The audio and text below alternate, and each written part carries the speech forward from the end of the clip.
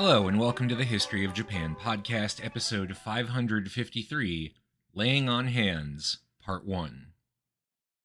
So, over the course of this podcast, I've covered a decent variety of what we could call new religious movements, the syncretistic religions that began to emerge in the late Edo years and continue today as a collection of ideas borrowed from existing traditions to fit the challenges of our modern times. Today, I want to look at something that's kind of a religious practice, but also you see it very often divorced from that context. It's a belief system, supposedly grounded in religious history, but also a sort of commodified mystic teaching that you often see practiced by those with no connection to the belief system it really supposedly grew out of.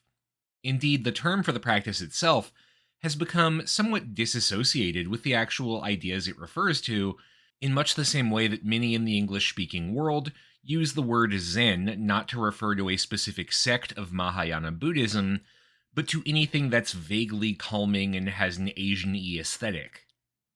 Today, we're going to talk about reiki, a practice which has roots in Japan, but which was actually popularized overseas.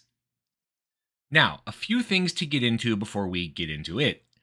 First and foremost, I am not a Reiki practitioner or a believer. I consider myself very skeptical about these things. I won't actually try and get into the stuff I do believe, because in the finest Jewish tradition, if I did, there'd be a literal whole episode just on that. But suffice it to say, Reiki is not something I think has any validity as an actual objectively effective practice. However, I do think that part of being a good historian is trying your best to be objective, and in this case, that means approaching Reiki from the angle of, even if I personally don't believe in this, why do so many people find value in it? If you are a practitioner of Reiki or a believer in its efficacy, I cannot promise you will like what I have to say here, but I will do my best to be neutral, at least as much as I can be, because I do believe that is important. That said, particularly in our age of pseudoscience and disinformation, I feel it is important to use my platform to note that there is no scientific evidence that Reiki is effective, merely a great many anecdotes, and to quote that old statistical maxim, the plural of anecdote is not data. So I want to be clear, I'm interested in the history of Reiki as a sort of religious/spiritual tradition in the same way that we looked at, say, Zen Buddhism.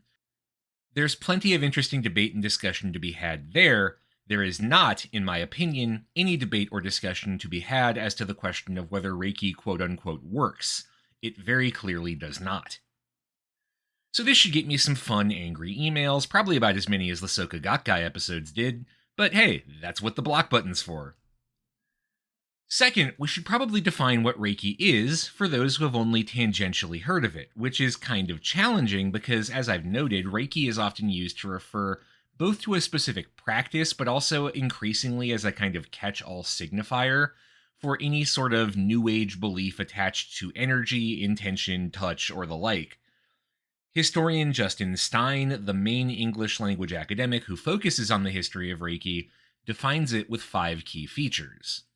And by the way, Stein's work on the history of Reiki, or at least his biggest one, which is called Alternate Currents, Reiki's Circulation in the 20th Century North Pacific, is the main source I'm working with for these 2 episodes, and is pretty fundamentally different from my own perspective. Dr. Stein, you see, is a Reiki practitioner and has been for 20 years, and he's very upfront about that in his work, and the challenges of the sort of dual identity of the scholar-practitioner in writing about something that's a part of their own lives. So if you are interested in this subject and want a different perspective than mine, he is where you should be going. That said, I'd also recommend you be a little wary. There are areas where, in my view as a historian, I do think Stein is more credulous than he should be about some of the stories he's repeating, and not really digging into details or trying to verify anything, so take that for what it's worth. Anyway, first, Reiki is focused on the idea of a healing touch, or using one's hands to heal oneself or others. What exactly that means in practice has varied over time, but that element of connection using the hand has been a constant. Second, Reiki involves a sort of grading of practitioners with various rankings in the practice, usually attached to paid classes that culminate in some sort of initiation or empowerment ceremony. There are, in fact, ranks in this system, culminating in the position of Shihan, or instructor, a Reiki master. Third, as one climbs the ranks, memorization of characters thought to have special powers of various kinds becomes important. These symbols are not taught to outsiders, though we do know they are distinguished using the same stroke counts used to divide up kanji into easier or harder characters. They're part of the initiation for practitioners of the second level and above. These supposedly can be used for what's called distance treatment for those not present, or for spiritual intervention on broader situations rather than a specific person. Fourth, Reiki practitioners trace their lineage back to a specific founding figure, Usui Mikao. Usui, so the narrative goes, had a spiritual or mystical experience in 1922 while visiting Mount Kurama to the north of Kyoto, a sacred mountain that, among other things, is supposed to be home of the king of the winged Tengu goblins. Usui meditated for 21 days atop Mount Kurama, at which point he was granted the ability to heal others with an energy he called Reiki.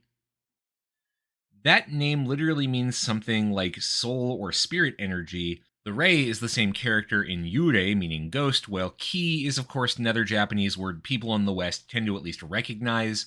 Broadly, it's something like energy. That term is older than Reiki itself. The word dates back to a Chinese term, Lingqi, which in traditional Chinese medicine refers to something loosely approximating the soul, but also to a sort of mystical divine presence. When you feel the kind of magic of the gods, you are feeling their Reiki. Usui, so he claimed, was also granted the ability to access Reiki within others, and thus began a lineage of the oral transmission of the Reiki practice. In theory, much like with Zen Buddhism, for example, anyone who practices Reiki does not learn it from, say, a book. They learn directly from a master who teaches them, awakens them, initiates them in this sort of chain of instruction going back to Usui himself. In fact, the various initiation ceremonies one goes through are based on Usui's own experience. Usually the students assume his role, they sit, they bow, they pray, and an instructor grants them access to the ability to channel Reiki. Finally, practitioners are supposed to internalize 5 basic principles, in Japanese gokai, to guide their behavior. Those principles have been translated and changed over time, but broadly they represent a commitment to living for the day, to refraining from anger or worry, and to instead live with diligence, kindness, and gratitude. Now, keen-eared listeners will note we can already draw some pretty interesting parallels between Reiki and other Japanese new religions, many of which sprung up in pre-World War II Japan around the same time Reiki itself first emerged. These new religions would often claim to hybridize ideas from existing religions into a new teaching which was also ancient and primordial that could help with the trials and tribulations of modern living. There's also a lot of resemblance to practices from Zen to the martial arts to the tea ceremony in terms of reliance on grading practitioners and notions of lineage going back to certain masters, and in particular the giving of specialized knowledge, the okuden or inner teachings, only to those who have studied long enough to qualify. So what that tells us is that Reiki is very much a product of its historical circumstances. Like other new religions, like say Omoto, it emerged out of the uncertainties of the modern era, and like many other Japanese arts, it relies on a system of student-teacher relationships that are very close and involve the guarding of secret knowledge related to the art. But that doesn't tell us very much, of course, about where Reiki comes from, just that it doesn't represent too radical a break from other cultural or religious trends of its time. To know where it comes from, you have to know a bit more about 2 people. One of them is, of course, Usui Mikao, the person we're going to focus on the most this episode, though it might actually surprise you to learn that in a certain sense he's the less important of the 2 figures we're going to be talking about. Still, he is the inventor of Reiki, so it behooves us to spend at least a little time with him. Sorting out fact from fiction when it comes to Usui Mikao is a rather extreme challenge. Because of his prophetic role in the Reiki mythos, and because of the vast number of people writing about him today who are Reiki adherents and frankly tend to be extremely credulous about what they hear about this guy. Just to point out one of the more obvious examples, many English language websites on Reiki mistakenly render the mountain upon which Usui received the Reiki revelation as Kuriyama, a completely different place from Kuramayama or Mount Kurama. As a result, more than a few English language Reiki practitioners have accidentally taken pilgrimages to the wrong mountain. Kuramayama, as we've established, is north of Kyoto, while Kuriyama is in Iwate Prefecture in the north end of Honshu. Some of these English language sources also occasionally describe Usui as receiving his revelation in the mid-19th century, which would be very impressive given that he wasn't born until 1865. Sorting fact from fiction is a challenge, is what I'm getting at here. So, what do we actually know? Well, Usui was born in Taniai, a small village in what's now Gifu Prefecture in 1865, in the mountainous interior of Honshu. 1865 is, of course, a hell of a year to be born because that meant he was coming into his own as a child and eventually a young man during the chaotic early years of the Meiji state. Very likely he attended a Terakoya or temple school run out of Zendoji, the local Pure Land Buddhist temple. At some point in turn, he probably transferred over to a new state-run public school, but record keeping from this period is uneven at best, so it's hard to ascribe any specific dates here. What we do know is that his father, Usui Uzaemon, was part of the Gono class, the wealthy wing of the peasantry that actually owned land and could afford to finance side businesses. Uzaemon specifically was a merchant sometimes who had also served as a headman of his village. His father had been a sake brewer. Unfortunately, that's pretty much it before everything gets murky again. Our best source on Usui's life is unfortunately a memorial stele erected in Tokyo by his own followers, which for somewhat obvious reasons we should be a bit skeptical about. That stele claims that as a young man, Usui undertook the academic study of both Buddhist and Christian scripture, as well as medicine, psychology, history, and more esoteric practices like Taoist geomancy or feng shui, and divination using the I Ching, or Book of Changes. Other texts put out by followers in the late 20th century claimed he was everything from a prison warden to a Buddhist chaplain to a businessman.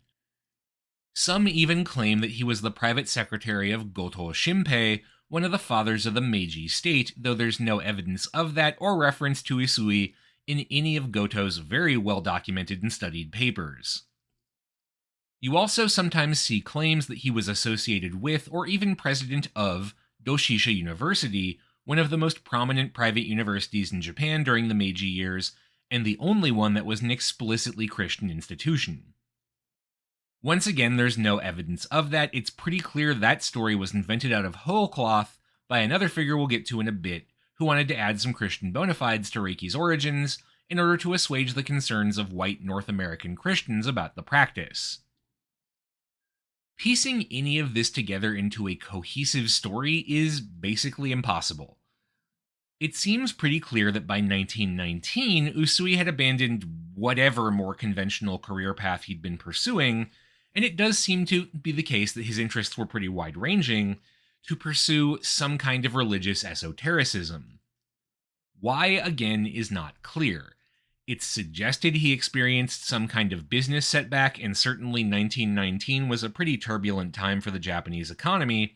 Remember, that's the summer of the rice riots, which culminated in massive protests that saw sweeping democratic reforms to bring them to an end. In the aftermath of whatever got him out of business, Usui relocated to Kyoto, spending several years pursuing a religious vocation culminating in his trip to Mount Kurama in 1922 and his 21 days of intense meditation. During that meditation, he claimed to have fasted and performed severe austerities, among other things meditating under waterfalls, since that practice is very associated with pilgrimages to Kurama. The actual revelation that took place at the end of these meditations has been described differently depending on the source. Usui's memorial stele says simply that on the 21st day he, quote, suddenly felt great Reiki overhead and instantly acquired Reiki therapy. The longest surviving text by the man himself, the Kokai Denju Setsumeisho, or Public Explanation of Instruction, is written in the form of a series of questions from students and answers by Usui, and in terms of his revelation, what he says was, quote, I was mysteriously inspired after being touched by taiki during a fast, Although I am the founder of this method, even I cannot explain how it works. That term taiki is a complicated one. In modern Japanese, it refers to the literal atmosphere, but you sometimes see it rendered as ether or something similar. Literally, it's just great ki, an overwhelming spiritual force. Obviously, there's no way to verify any of this or whether it actually happened. It's simply not possible given the nature of the experience itself. I do think it's worth noting, though, that this general narrative arc, a mundane life from which something is missing, a turn to religion to fill that gap, a revelatory experience, is pretty standard for founders of new religious movements. It fits, for example, the story of Deguchi Nao, the founder of the new religion of Omoto-kyo, which we talked about back in episodes 262 to 263. I mean, it's more or less the life story of Siddhartha Gautama, the actual Buddha. What came next is much clearer. After his revelation, Usui decided to begin finding ways to teach his method, which he did not want to just hoard for himself. Thus, he made his way to Harajuku in Tokyo, where he was residing in April of 1922. There, he opened his first training hall. Dojo was the term he used, and to my understanding, some Reiki schools still use that term today. That space, in turn, was the first associated with the Usui Association, which he founded to promote his teachings and organize his students. Usui would run his association and teach about 2,000 students until his early death in March of 1926. About 20 of those students were trained up to the level of Shihan, or instructor, and it was these men who served most directly to promote the Usui Association and Reiki in the aftermath of Usui Mikao's death. Interestingly, of these 20, all of whom, by the way, were men, 6 were military officers, 4 of them from the Navy. In fact, the man who took over the presidency of the Usui Association after Usui Mikao's death, Ushida Juzaburo, was a rear admiral.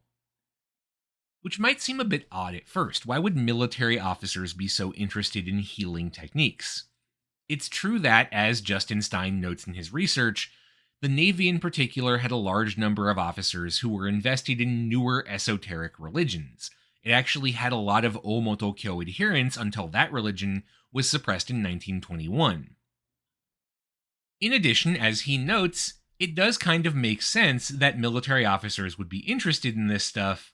After all, if you really believe in it, Reiki treatment would seem very effective on a ship with limited space for a sickbay or for storage of medicine or medical devices. But I do think Stein misses a few things here. It's worth remembering the 1920s are also the start of that period of the turn against the West, the rejection of Westernization or Western ideas by large swaths of Japanese society.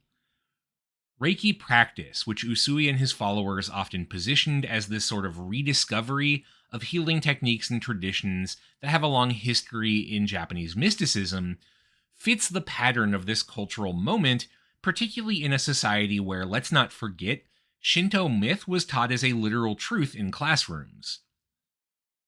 In the military realm as well, the 1920s was a period of pretty intense fervency among members of the officer corps, particularly in the army, but also the navy, around ideas of Yamato Damashi and the power of Japanese seishin.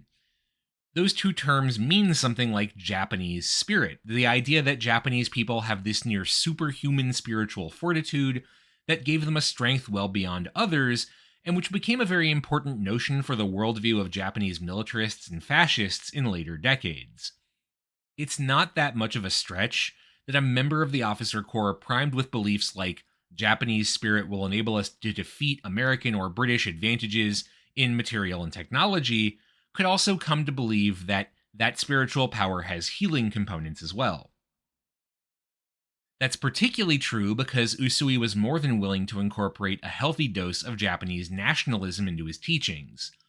One of the practices he instructed his followers on was the recitation of poems produced by the Meiji Emperor himself. The theory, so it goes, was to use the words of the emperor, who after all was a literal descendant of the gods, to connect with the divine directly, doing in a literary sense what Reiki offered in a spiritual one. More broadly, Usui's Reiki found adherents among a surprisingly high-status group of followers. A wealthy fertilizer baron named Tomobechi Gizo was among Usui's 20 Shihan, or masters, as was a corporate executive named Tanaka Ehachiro.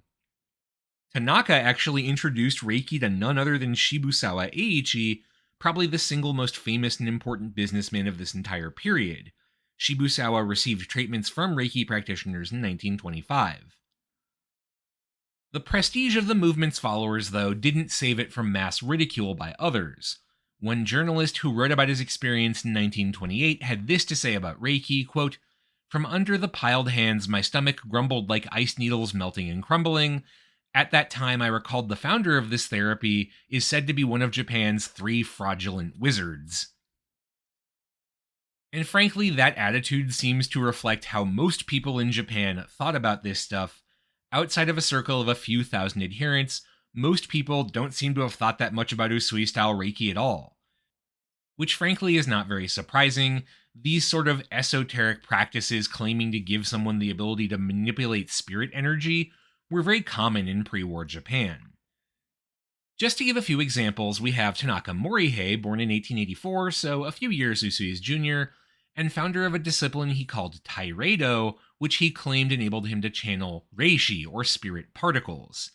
Then we have Matsumoto Chiwaki, born in 1872, and his Jintai Hoshano Ryoho, or human body radioactive therapy. Meanwhile, the first modern spiritualist to even use the term Reiki was not Usui Mikao, but a Meiji spiritualist named Tamari Kizo, an agricultural scientist who tried to recast this mystic notion from Chinese medicine to refer to the forces that made plants grow. What I'm getting at here is that while Usui's practices were distinct in some ways, particularly his addition of ideas picked up from esoteric Buddhism, like his initiation system and a reliance on the oral tradition, they weren't out of left field for the period. This was an age of spiritual revival in Japan, and around the world it was the height of the so-called spiritualist movement. That movement, as the name implies, is all about the idea that one can make contact with the so-called spirit world through mediums capable of channeling it. So broadly, this is just a time where the claim that you have access to divine power given to you from the heavens was, well, still unusual, but more common than you might think. And like many of these other spiritual movements, it didn't take long for Usui's association to begin to splinter. In 1927, the year after his death, one of his Shihan, Hayashi Chujiro, broke away to form his own Hayashi-style Reiki movement. The main difference from Usui Reiki, from what I could find, is that Hayashi reorganized the progression of the various courses to make them faster and more accessible, particularly for students who couldn't afford to train with a Shihan on the regular or who lived out in the middle of nowhere and just couldn't find someone to train with. Making his teachings more accessible led to Hayashi Reiki growing to somewhere between 4,000 to 5,000 adherents by the mid-1930s. His particular branch of Reiki is also pretty important for our story, because one of the people he will train is the woman who, after the end of the Second World War, will bring Reiki to the American continent and turn it into what it is today. Her name is Takata Hawayo, and she's probably, at least in terms of understanding Reiki from a historical perspective, the single most important figure in its history. Now, Takata's life is simultaneously better and worse documented than Usui Mikao's. We have a clearer idea of what she was up to, but most of our sources come directly from the woman herself, and are thus subject to 2 potential issues we always have to be aware of when we're relying on oral history. The first is true of really any primary source. People always have biases and agendas, and that affects what they say. That's true in direct ways, of course. People lie sometimes, but also indirect ones. Our biases might shape how we choose to remember something, the so-called Rashomon effect, or how we interpret that event, that in turn becomes to us how it happened. To be clear, any recollection of the past, any primary source really has that potential issue. Oral histories specifically have one additional thing you have to remember. People just misremember stuff. Time alters memories, makes you forget things or jumble them up, and much of what we know about Takata Hawayo's life comes from tapes she recorded later in her life to help with the production of her book, Reiki is God Power, in 1979, 79 years after her birth and half a century after her time in Japan studying Reiki. That said, as I'm sometimes fond of telling my students, We have the sources we have, so we just have to make the best of them. So Takata Hawayo was born on December 24th, 1900, to Kawamura Hatsu and Kawamura Otogoro, their third child after a child named Kawayo, who died after just 10 days, and a son, Kazuo, who would die tragically young at 23. Her parents were plantation laborers working for the Lihue Plantation Company on the island of Kauai in the Hawaiian Islands. Hawaii, which had just become a U.S. territory that very year, was littered with white-owned plantations, and in fact those plantations had been the major force behind the overthrow of Hawaii's indigenous monarchy and its annexation into the United States. And these plantations, in turn, required a great deal of labor, and for decades by 1900, owners had been looking overseas to bring workers to Hawaii to provide it. Initially, they had turned to China. The first Chinese immigrants to Hawaii had started to arrive looking for work in the mid-1860s, many of them fleeing the aftermath of the disastrous Taiping Rebellion and Civil War. By the mid-1880s, 22% of the island's population was Chinese. However, as the Chinese population grew, Chinese laborers began to band together, establish their own businesses, and compete with white-owned ones while also demanding higher wages, and as a result, plantation owners started looking elsewhere for labor to Japan. The mid-1880s was a good time to do this from a business perspective. In 1885, Japan lifted long-standing laws restricting both domestic and overseas population migration, in large part because the economic situation on the islands was very dire. Poor fiscal discipline in the 1870s led to a financial crisis in the early 1880s. The finance minister brought in to deal with this, Matsukata Masayoshi, did so successfully but at the cost of some draconian financial measures to create deflation, which required producing widespread poverty in a countryside that was already falling behind economically. Mortgage foreclosures and bankruptcies were rampant in the countryside, and tenant farmers often found themselves out of a home and a job. Riots were not uncommon, particularly because a part of the financial retrenchments of Matsukata was a big increase in land tax rates. So it's not that surprising that many Japanese farmers just decided to up stakes and try their luck in Hawaii instead. In fact, in just 5 years, from 1885 to 1890, ethnic Japanese people went from a minuscule fraction of Hawaii's population to 42% of it, a sign of just how desperate things were in the countryside and how high the demand for labor was on Hawaii. Kawamura Otogoro, the father, came from Yamaguchi Prefecture in the westernmost tip of Honshu, while Hatsu, the mother, came from Hiroshima.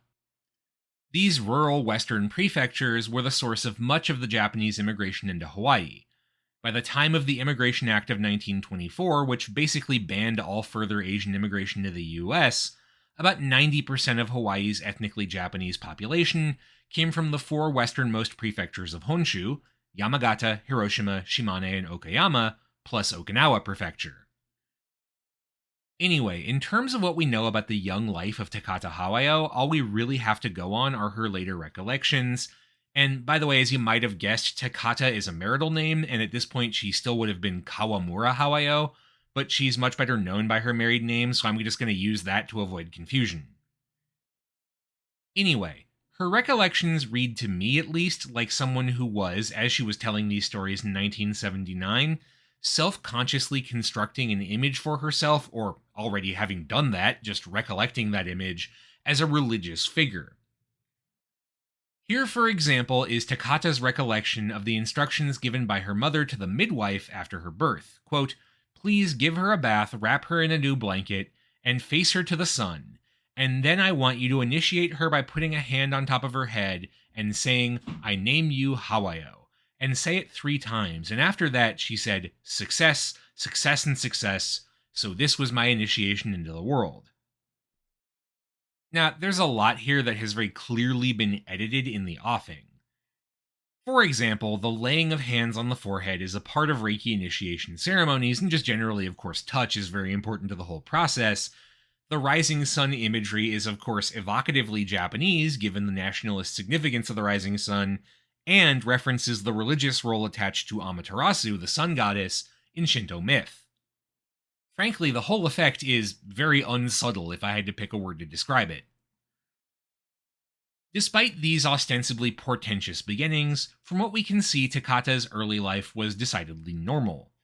She attended both a local American school and a Japanese religious school intended to teach her the family language and traditions, probably attached to the Nishi Honganshi sect of Jodo Shinshu, or True Pure Land Buddhism, which was what her parents were affiliated with. She was apparently a pretty good student, but her family was very poor, limiting her access to opportunities for education outside the bare minimum. By the time she was 12, she was already working part-time in the plantation fields, and would later recall at one point literally falling to her knees and praying that, quote, God would give me something better to do with my hands. Fortunately for her, she wouldn't be in the fields very long. She was very slight in terms of her physical build, and sugar farming is notoriously hard labor. Instead, by the time she was 13, she was living in a boarding school associated with her family's Nishi Honganji sect, working as a substitute first grade teacher. And honestly, I literally can't imagine being 13 and having to manage a room full of 7-year-olds. That takes some real skill and patience.